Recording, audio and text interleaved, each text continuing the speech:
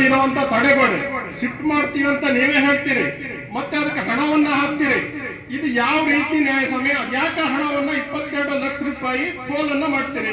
NDRF ರಾಷ್ಟ್ರೀಯ ವಿಪತ್ತು ನಿಧಿಯಿಂದ ಮತ್ತು ರಾಜ್ಯ ವಿಪತ್ತು ನಿಧಿಯಿಂದ ಮಂಜೂರಾಗಿರುವಂತಹ ಹಣವನ್ನ ಸುಮ್ಮನೆ ಯಾಕಾಗಿ ಫೋನ್ ಮಾಡ್ತೀರಿ? ಈ ಹಣವನ್ನ ಯಾಕಾಗಿ ದುರ್ಬಳಕೆಯನ್ನ ಮಾಡ್ತೀರಿ? ಇದೇ 22 ಲಕ್ಷ ರೂಪಾಯಿ ಹಣವನ್ನ ಡೈವರ್ಟ್ ಮಾಡಿ ಅಲ್ಲಿ ಈಗಾಗಲೇ ತಹಸೀಲ್ದಾರ್ ಅವತ್ತು ಮೊನ್ನೆ ಹೇಳಿದ ಹಾಗೆ 100 ಸರ್ವೆ ನಂಬರ್ 100 ಅದಲ್ಲಿ ಅರ್ಧ ಎಕರೆ ಜಾಗ ಇದೆ, 10 ಗುಂಟೆ ಜಾಗದಲ್ಲಿ ಇವರಿಗೆ ಕಟ್ಟಡ ಮಾಡಿಕೊಡ್ರಿ. ಇಲ್ಲೇ ಅವ್ರಿಗೆ ಪಾಪ ತೊಂದರೆ ಕೊಡ್ತಾ ಇದ್ರಿ. ನೀವು ಏನೇ ಕಟ್ಟಡ ಮಾಡಿದ್ರು ಸಹ, ಏನೇ ಭದ್ರತೆ ತಡೆಗೋಡೆ ಮಾಡಿದ್ರು ಸಹ ಆ ಬಿಲ್ಡಿಂಗ್ ಅಭದ್ರತೆಯಲ್ಲಿದೆ, ಆ ಬಿಲ್ಡಿಂಗ್ ಕುಸಿತಾ ಇದೆ, ಆ ಬಿಲ್ಡಿಂಗ್ ಯಾವುದೇ ಕಾರಣಕ್ಕೂ ನಿಲ್ಲಲ್ಲ. ಅಲ್ಲಿ ಓದ್ತಾ ಇರುವಂತ ಮಕ್ಕಳು ಓದಿದ್ರೆ ಅವ್ರು ಏನಾದ್ರು ಮಳೆಗಾಲದಲ್ಲಿ ಬಿಲ್ಡಿಂಗ್ ಕುಸಿದ್ರೆ ಅಷ್ಟು ಮಕ್ಕಳು ಸಾಯುವಂತ ಪರಿಸ್ಥಿತಿ ಇದೆ. ಯಾರ್ದಾದ್ರೂ ಜೀವನೇ ಅವ್ರ ಜೀವ ತೆಗೆಯುವಂತ ಕೆಲಸ ಕಾಂಗ್ರೆಸ್ನವರು ಮತ್ತು ಅಧಿಕಾರಿಗಳು ಮಾಡಬೇಡ್ರಿ. ಈಗ ಅಲ್ಲಿ ಕಿರಿಯ ಪ್ರಾಥಮಿಕ ಶಾಲೆ, ಉರ್ದು ಶಾಲೆ ಇದೆ, ಮೇಲಿಂದ ತೆರೆ ಕುಸಿಯುವ ಹಂತದಲ್ಲಿದೆ, ಶಾಲೆ ಸರಿ ಇಲ್ಲ, ಶಾಲೆ ಬೀಳುವ ಹಂತದಲ್ಲಿದೆ. ಅದನ್ನ ಯಾಕೆ ರಕ್ಷಣೆ ಮಾಡ್ಲಿಕ್ಕೆ, ಅದನ್ನ ಯಾಕೆ ರಕ್ಷಣೆ ಮಾಡಕ್ ಹೋಗ್ತಾ ಇದ್ರಿ? ಅದರಿಂದ ಅಪಾಯ ಆಗ್ತಾ ಇದೆ ಹೊರತೆ ಅದರಿಂದ ಅನುಕೂಲ ಆಗ್ತಾ ಇಲ್ಲ. ನಮ್ಮ ಅಭಿಪ್ರಾಯ ನಿಮ್ಗೆ ತಾಲೂಕಿನ ಸಮಸ್ತ ನಾಗರಿಕರ ಪರವಾಗಿ, ನಾಗರಿಕರ ಅನುಕೂಲ ಆಗುವಂತ ಕೆಲಸ ಮಾಡಬೇಕು ಅನ್ನುವಂತ ಇಚ್ಛೆ ಇದ್ರೆ ನಮ್ಮ ಕ್ಷೇತ್ರದ ಶಾಸಕರಿಗೆ ಹೇಳಲಿಕ್ಕೆ ಬಯಸ್ತೇನೆ. ಆ ಜಾಗವನ್ನ 1 ಎಕರೆ ಜಾಗವನ್ನ ಖುಲ್ಲಾಪಡಿಸಿ ಅಲ್ಲಿರುವಂತ ಉರ್ದು ಶಾಲೆಯನ್ನ ನೀವು ಹೇಳಿದ ರೀತಿಯಲ್ಲಿ, ಅಂದ್ರೆ ನೀವು ನಮ್ಮ ಹತ್ರ ಹೇಳಿದ್ರಿ ಅಂತಲ್ಲ, ನಮಗೆ ಅಧಿಕಾರಿಗಳಿಂದ ಬಂದಿರುವಂತ ಮಾಹಿತಿ ಪ್ರಕಾರ 100 ಅದಲ್ಲಿ ಶಿಫ್ಟ್ ಮಾಡ್ತೇವೆ ಅನ್ನುವಂತ ಮಾತನ್ನ ಏನ್ ಹೇಳಿದ್ರಿ, ಅಲ್ಲಿ ನೀವು ಕಟ್ಟಿಕೊಡ್ರಿ ಅವರಿಗೆ. ಅವ್ರನ್ನ ಯಾಕೆ ಇಲ್ಲಿ ಮೂರ್ತರನ್ನಾಗಿ ಮಾಡ್ತೀರಿ? ಅವ್ರನ್ನ ಯಾಕೆ ತಂದು ಕೂಡಿಸ್ತೀರಿ? ಆ ಮಕ್ಕಳು ಭವಿಷ್ಯದಲ್ಲಿ ನೀವೇ ಚೆಲ್ಲಾಟ ಆಡ್ತಾ ಇದ್ದೀರಿ. ತಾಲೂಕಿನ ಜನರ ಬಗ್ಗೆ ನಿಮ್ ಕಳಕಳಿ ಐತೋ ಇಲ್ಲೋ ಅದನ್ನ ಪಕ್ಷ ಜನರಿಗೆ ವಿವರಣೆ ಮಾಡ್ರಿ.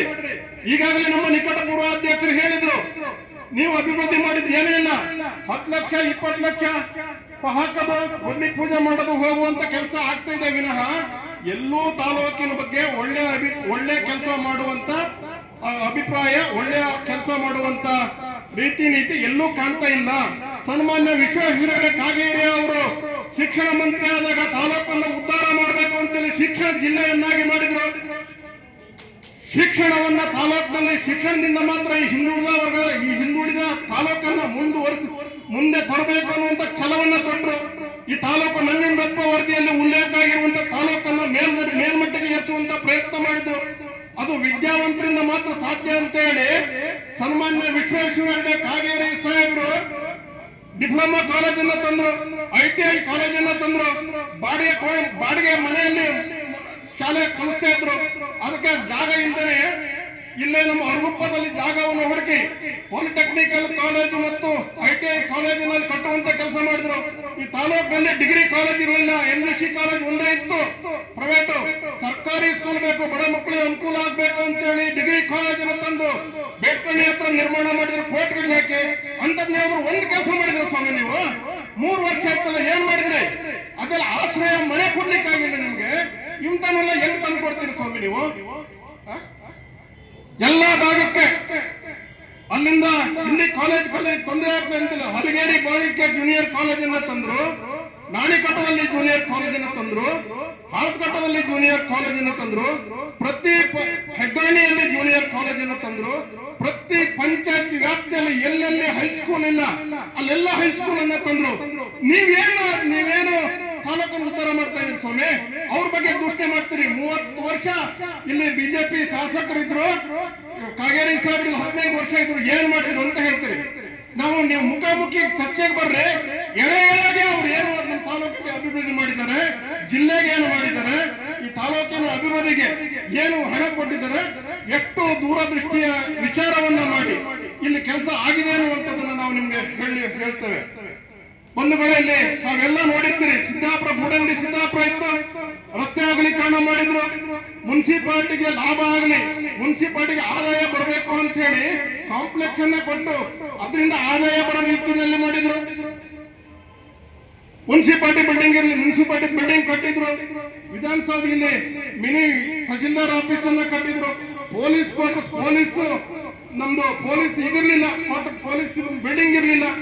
ಪೊಲೀಸ್ ಕ್ವಾರ್ಟರ್ಸ್ ಇರ್ಲಿಲ್ಲ, ಇಲ್ಲಿ ನಮ್ದು ಕೃಷಿ ಇಲಾಖೆ ಆಫೀಸ್ ಇರ್ಲಿಲ್ಲ, ಶಿಕ್ಷಣ ಇಲಾಖೆ ಆಫೀಸ್ ಇರ್ಲಿಲ್ಲ. ಹೇಳ್ತಾ ಹೋದ್ರೆ ದೊಡ್ಡ ಪಟ್ಟಿಯನ್ನ ಬರೆಯುವಂತ ಕೆಲಸ ಆಗ್ಬೇಕು. ಆದ್ರೆ ಇಂತ ಒಂದು ಕೆಲಸ ದೊಡ್ಡ ಕೆಲಸ ಯಾವ್ದಾದ್ರು ಇವತ್ತಿನ ಶಾಸಕರಾಗಿರುವಂತ ಭೀಮಣ್ಣ ನಾಯ್ಕರು ಮಾಡಿದ್ರ? ಯಾವ್ದು ಒಂದು ಬಿಲ್ಡಿಂಗ್ ಅನ್ನು ದೊಡ್ಡ ಬಿಲ್ಡಿಂಗ್ ಅನ್ನು ಕಟ್ಟಿದ್ರ? ಈಗ ಅವ್ರಿಗೆ ಅವಕಾಶ ಇದೆ. ನಿಮಗೆ ಮುಸ್ಲಿಮ್ಸರ ಮೇಲೆ ಅಷ್ಟು ಕಳಕಳಿ ಇದ್ರೆ ಆ ಸಮಾಜಕ್ಕೆ ನೀವೊಂದು ಶಾಲೆಯನ್ನು ಹಾಕಿ ಕಟ್ಸ್ಕೊಡಿ ನೋಡಿದ ದೊಡ್ಡ ಪ್ರಮಾಣದಲ್ಲಿ. ಯಾಕಾಗಲ್ಲ? ಅವರು ನೆಮ್ಮದಿಯಿಂದ ಮಕ್ಕಳು ಶಾಲೆಯನ್ನು ಕಲಿತಾರೆ. ಅವರು ಈ ರಾಜ್ಯದ ಈ ಊರಿನ ಪ್ರಜ್ಞಾವಂತ ನಾಗರಿಕರಾಗಿ ಹೊರಹೊಮ್ಮುತ್ತಾರೆ.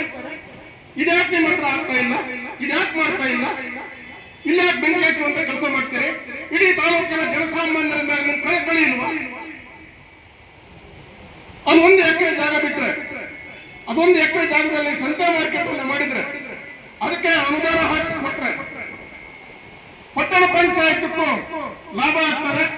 ಪಟ್ಟಣ ಪಂಚಾಯತ್ ಎಲ್ಲರಿಗೂ ಅನುಕೂಲ ಮಾಡಿಕೊಡ್ತಾ ಇದೆ. ಪಟ್ಟಣ ಪಂಚಾಯತಿಂದ ಇಡೀ ತಾಲೂಕಿನ ಜನಸಾಮಾನ್ಯರಿಗೆ ಅನುಕೂಲ ಆಗ್ತಾ ಇದೆ. ಆದ್ರೆ ನಿಮ್ಗೆ ಆ ಚಿಂತೆ ಇಲ್ಲ. ಬರೇ ಒಡಪಡಿಸೋದು, ಬೆಂಕಿ ಹಚ್ಚುವಂತ ಕೆಲಸ, ಆ ಕೆಲಸ ನೀಡಿ ಸಣ್ಣಕ್ಕೆ ತಡೆಗೋಡೆ ಕಟ್ತೀವಿ ಅಂತ ಹೇಳಿ ಇವತ್ತು 14 ಅಡಿ ಆಗಲ್ಲ 15-20 ಮೀಟರ್ ಉದ್ದ ತಡೆಗೋಡೆ ಕಟ್ತಾ ಇದ್ದೀರಿ. ಆ ತಡೆಗೋಡೆ ಕಟ್ಟಿದ್ರು ಸಮೇತವಾಗಿ ನಾನು ಮಾಧ್ಯಮದ ಮುಖಾಂತರ ಮಾಧ್ಯಮದ ಸ್ನೇಹಿತರಲ್ಲಿ ವಿನಂತಿಯನ್ನ ಮಾಡಿ ಹೇಳ್ತಾ ಇದ್ದೇನೆ, ಆ ಬಿಲ್ಡಿಂಗ್ ಅಭದ್ರತೆಯಲ್ಲಿದೆ. ಆ ಬಿಲ್ಡಿಂಗ್ ಯಾವುದೇ ಕಾರಣಕ್ಕೂ ಗಟ್ಟಿ ಇಲ್ಲ. ಅದು ಇದ್ದಕ್ಕಿದ್ದಂಗೆ ಕುಸ್ತು ಶಾಲೆ ಮಕ್ಕಳ ಮೇಲೆ ಬಿಡುವಂತ ಸ್ಥಿತಿಯಲ್ಲಿದೆ. ಆ ರೀತಿ ಏನಾದ್ರು ಆದ್ರೆ ಇಲ್ಲೇ ಸಂಬಂಧಪಟ್ಟ ಇಲಾಖೆ ಅಧಿಕಾರಿಯಾಗಿರುವಂತ ತಹಸೀಲ್ದಾರ್ ಅವರು ಮತ್ತು ನಮ್ಮ ಪಟ್ಟಣ ಪಂಚಾಯತ್ ಚೀಫ್ ಆಫೀಸರ್ ಶಾಸಕರು ಇದರ ನೇರ ಹೊಣೆಯನ್ನ ಹೊರಬೇಕಾಗ್ತದೆ. ಯಾಕೆ ಇವ್ರ ಮೇಲೆ ನಾನು ಜವಾಬ್ದಾರಿಯನ್ನ ಹಾಕ್ತಾ ಇದ್ದೀನಿ ಮಾಧ್ಯಮದ ಮುಖಾಂತರ ಅಂತ ಹೇಳಿದ್ರೆ, ಇವತ್ತು ಪಟ್ಟಣ ಪಂಚಾಯತ್ ಅಲ್ಲಿ ಯಾವುದೇ ಸದಸ್ಯರಿಲ್ಲ. ಈಗಿರುವಂತ ಆಡಳಿತ ಅಧಿಕಾರಿ ಆಗಿರುವಂತವರು ತಹಸೀಲ್ದಾರ್ ಸಾಹೇಬರು, ಚೀಫ್ ಆಫೀಸರ್, ಇವರು ಮನಸ್ಸು ಮಾಡಿದ್ರೆ ಅದು ಇವತ್ತೇ ನಿಲ್ಲಿಸಬಹುದು. ಇವತ್ತೇ ನಿಲ್ಲಿಸಬಹುದು ಮತ್ತು ನಮ್ಗೆ ನಿಲ್ಲಿಸಬೇಕು ಅಂತ ಆಗ್ರಹ ಇದೆ. ಈ ಕಾರಣಕ್ಕೂ ಉರ್ದು ಶಾಲೆ ಅಲ್ಲಿ ಆಗಬಾರ್ದು. ಅಲ್ಲಿ ಆದ್ರೂ ಸಮೇತವಾಗಿ ಅವ್ರು ಉರ್ದು ಶಾಲೆಗೆ ಓದ್ತಿರುವಂತ ಮಕ್ಕಳಿಗೆ ಒಳ್ಳೇದಾಗ್ಲಿಕ್ಕೆ ಸಾಧ್ಯ ಇಲ್ಲ. ಅದೇನಂತಂದ್ರೆ ಈ ಕಡೆ ಆ ಕಡೆ ಎಲ್ಲಾ ಕಡೆ ಕಟಿಂಗ್ ಆಗಿದೆ. ಅಲ್ಲಿ ಸಂತೆ ಮಾರ್ಕೆಟ್ ಆಗಿ ಅವ್ರು ಬಿಡದೆ ಇದ್ರೂ ಸಮೇತವಾಗಿ ಒಂದು ವೇಳೆ ಸಂತೆ ಮಾರ್ಕೆಟ್ ಆದ್ರೆ ಆ ಗದ್ದಲದಲ್ಲಿ ಆ ಮಕ್ಕಳ ವಿದ್ಯಾಭ್ಯಾಸ ಸರಿ ಆಗ್ಲಿಕ್ಕೆ ಸಾಧ್ಯ ಇಲ್ಲ. ಹಾಗಾಗಿ ನೀವು ಇದನ್ನೆಲ್ಲ ಹಠವನ್ನು ಬಿಟ್ಟು ಮೇಲೆ ನೀವು ಹೇಳಿದ ಪ್ರಕಾರ ಅದು 100 ಅದಲ್ಲಿ ಮಾಡ್ತಿರೋ ಅಥವಾ ಹಾಲಕಟ್ಟದ ಹತ್ರ 2.5 ಎಕರೆ ಜಾಗ ನೋಡಿದೀವಿ ಅಂತ ಹೇಳ್ತೀರಿ, ಅಲ್ಲಿ ಮಾಡ್ತಿರೋ, ಎಲ್ಲಾದ್ರೂ ಮಾಡಿ ಆ ಸಮಾಜಕ್ಕೆ ಅನುಕೂಲ ಮಾಡುವಂತ ಕೆಲಸವನ್ನ ಮಾಡ್ರಿ. ಈ ಜಾಗದಲ್ಲಿ ನಮ್ದು ಕಟ್ಲಿಕ್ಕೆ ಕೊಡಬಾರ್ದು ಅಂತ ಆಗ್ರಹ ನಮ್ಮ ಬಿಜೆಪಿ ವತಿಯಿಂದ ಮತ್ತು ನಮ್ಮ ತಾಲೂಕಿನ ಸಮಸ್ತ ನಾಗರಿಕರ ಪರವಾಗಿ ನಾವು ತಹಸೀಲ್ದಾರಿಗೆ ಒತ್ತಾಯವನ್ನ ಮಾಡ್ತೇವೆ. ಮಾನ್ಯ DC ಅವರ ಹತ್ರ ಮಾಧ್ಯಮದ ಮುಖಾಂತರ ಕೇಳ್ತೇನೆ, ಇದು NDRF ಹಣ ಆಗಿರೋದ್ರಿಂದ ರಾಷ್ಟ್ರೀಯ ವಿಪತ್ತು ನಿಧಿ, ಕೇಂದ್ರ ಸರ್ಕಾರದ ಹಣ, ರಾಜ್ಯ ಸರ್ಕಾರದ ಹಣ. ಈ ಹಣವನ್ನ ಫೋನ್ ಮಾಡಬೇಡ್ರಿ. ಈ ಹಣ ಒಳ್ಳೇದಕ್ಕೂ ಉಪಯೋಗಿಸ್ರಿ. ಅಲ್ಲಿ ನೀವು ತಡೆಗೋಡೆ ಕಟ್ಟೋದಕ್ಕಿಂತ ಮುಖ್ಯವಾಗಿ ಅಲ್ಲಿ ಏನು ಈಗ ಉರ್ದು ಶಾಲೆ ಹಿಂಭಾಗದಲ್ಲಿ ಕುಸಿದು ಶಾಲೆ ಮೇಲೆ ಮಣ್ಣು ಮುಚ್ಚುವ ಸ್ಥಿತಿಯಲ್ಲಿದೆ, ಅದನ್ನ ತೆಗೆದು ಕಟ್ಟರೆ ವಿನಃ ಇದಕ್ಕೆ ಬಳಸಬೇಡ್ರಿ ಅನ್ನುವಂತ ವಿನಂತಿಯನ್ನ ನಾನು ಮಾಡ್ತಾ ಇದ್ದೇನೆ. ಉಳಿಬೇಕು. ಅಲ್ಲಿ ಯಾವುದೇ ಕಾರಣಕ್ಕೂ ಗಾಂಧಿ ಭವನವನ್ನು ಕಟ್ಟುವ ಹುನ್ನಾರ ನಡೀತಾ ಇದೆ ಅಂತ ನಮ್ಗೆ ಮಾಹಿತಿ ಇದೆ. ಆ ರೀತಿ ಆದ್ರೆ ನಾವು ಉಗ್ರವಾಗಿ ತಾಲೂಕಿನ ಎಲ್ಲ ಜನಸಂಖ್ಯೆ ಸೇರಿ ಉಗ್ರವಾಗಿ ಹೋರಾಟವನ್ನ ನಡೆಸುವಂತ ಪರಿಸ್ಥಿತಿ ನಿರ್ಮಾಣ ಆಗ್ತದೆ. ಅದಕ್ಕೆ ಅವಕಾಶ ಮಾಡಿ ಕೊಡಬೇಡ್ರಿ ಅನ್ನುವಂತ ವಿನಂತಿಯನ್ನ ನಾನು ಮಾಧ್ಯಮದ ಮುಖಾಂತರ ಮತ್ತು ಈ ಪ್ರತಿಭಟನೆ ಮುಖಾಂತರ ನಾನು ಮಾಡ್ತಾ ಇದ್ದೇನೆ. ಸಮಾಜ ಮಂದಿರವನ್ನ ನಾವು ಸಣ್ಣಿರ್ಬೇಕಾದ್ರೆ ಸಮಾಜ ಮಂದಿರವಾಗಿ ಮುನ್ಸಿಪಾಲಿಟಿಯ ಅಂಡರೊಳಗಿರುವಂತ ಸಮಾಜ ಮಂದಿರ ಇವತ್ತು ಈ ಕಾಂಗ್ರೆಸ್ ಸರ್ಕಾರ ಬಂದ ನಂತರ ಈ ಮುನ್ಸಿಪಾಲಿಟಿ ಅದನ್ನ ಸಮಾಜ ಮಂದಿರದ ಜಾಗವನ್ನ ಕಾಂಗ್ರೆಸ್ಸಿನ ಜಾಗ ಅಂತ ಹೇಳಿ ಅದನ್ನ ಹೈಕೋರ್ಟಿಗೆಲ್ಲ ಹೋಗಿ ಅದನ್ನ ಏನೇನೋ ಮಾಡಿ RTC ಅಲ್ಲಿ ಅದ್ರ ಹೆಸರು ಬರೋ ರೀತಿಯಲ್ಲಿ ಮಾಡಿದ್ದಾರೆ. ಇದಕ್ಕೆ ತಾಲೂಕಿನ ಸಮಸ್ತ ನಾಗರಿಕರ ವಿರೋಧ ಇದೆ. ತಾಲೂಕಿನ ಸಮಸ್ತ ಯುವಕರ ವಿರೋಧ ಇದೆ. ಅದು ಸಮಾಜ ಮಂದಿರ ಹಾಗೇ ಉಳಿಬೇಕು.